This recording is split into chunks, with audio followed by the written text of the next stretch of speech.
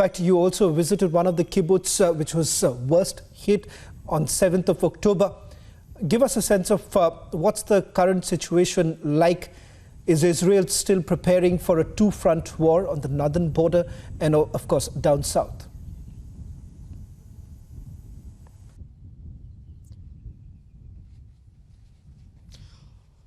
Sishavan, there has been an attempt by the Hezbollah group as well as the Hamas group to destabilize Israel by pushing them into a two-front war. And the Israel side has made it amply clear that if needed, they will be fighting a two-front war and totally decimating not only Hamas but also Hezbollah. Right now, we are reporting from the Yakini.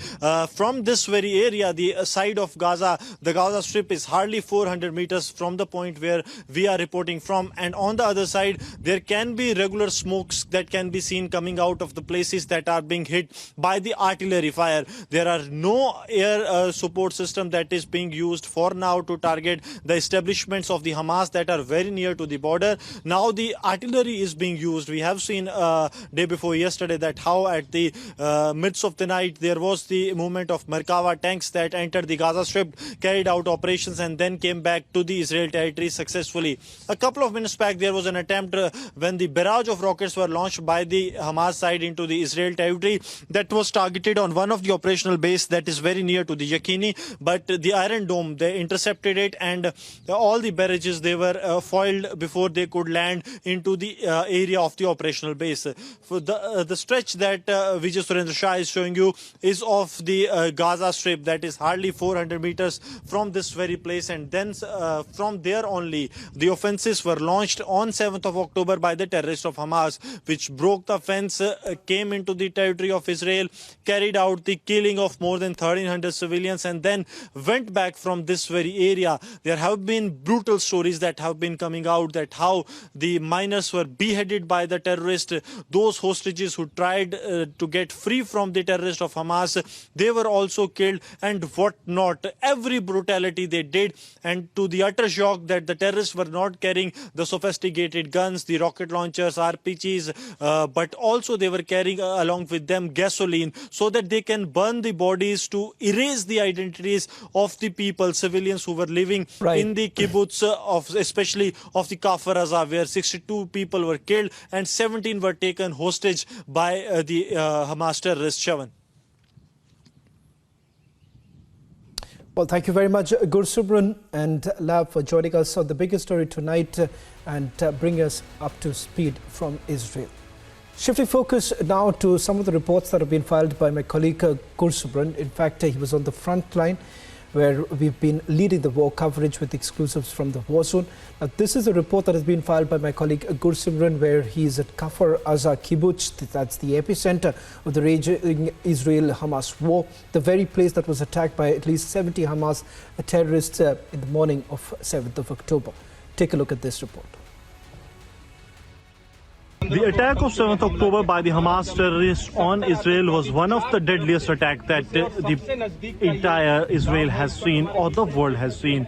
How the barbarity was unleashed by the terrorists of Hamas. And right now we are at the Kfar. This is the place, this is the fence that was breached by the terrorists of the Hamas. More than 70 terrorists barged into the territory of the Israel from this very fence, and what they did, it was followed by the rockets that were launched by the terrorists of Hamas, and also the firing on the civilians. More than 62 civilians were killed by the terrorists of Hamas. As the terrorists entered this place, what they did was the hurling grenades, RPG rockets and whatnot.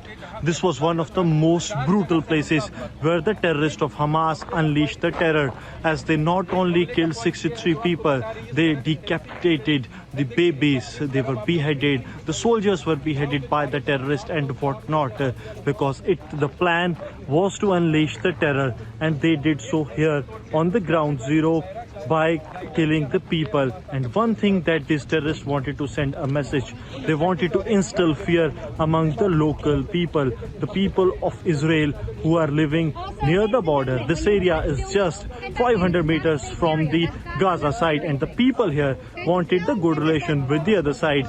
But the Hamas terror plan was brutal, brutal for everyone, including the babies.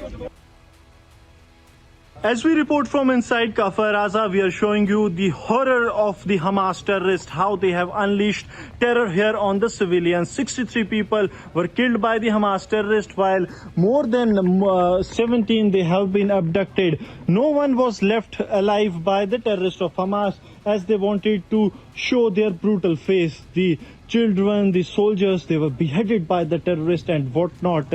It was one of the deadliest views that we are witnessing, as this area was hardly 500 to 700 meters from the border, that is from the side of Hamas. And what Hamas did is the example of what it has been, that how the ISIS and other terror groups work. This is the damage, the extent of damage that they have done, that nothing here is left lively. They wanted to destroy everything, and that is what exactly the terrorists of Hamas have done.